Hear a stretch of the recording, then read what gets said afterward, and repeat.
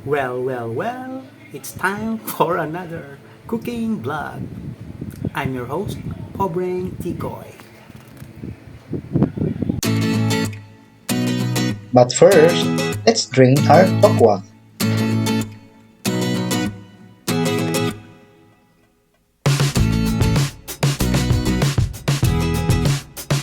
Rough chop natin into pieces para hindi tayo mahirapan mamaya sa pagmash.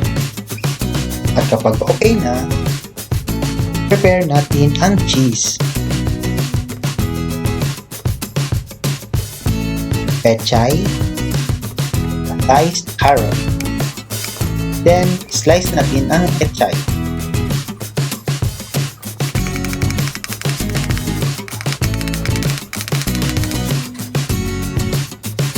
In a large bowl, ilagay natin ang tokwa. And let's grate our cheese.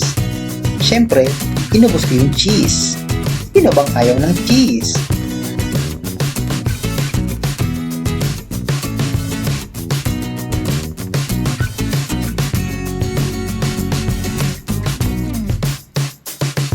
Now, let's mash. Mash natin hanggang sa, mamash.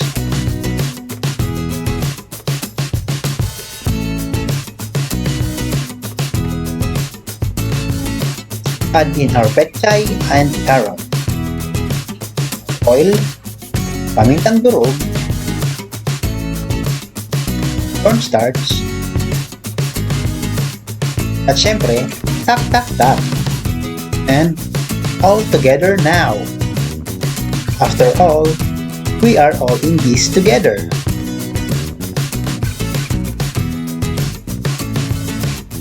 Syempre, sisimutin natin yan hanggang sa walang natirang nilalang. At ngayon, ilagay na natin sa baking tray. At spread natin hanggang sa mapunuan natin ang ating pagkukulang.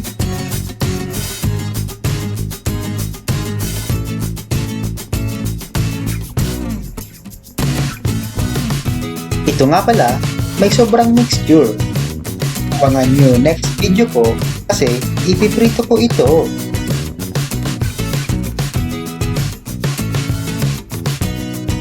Wala nang preheat yan. Diretso salang na yan.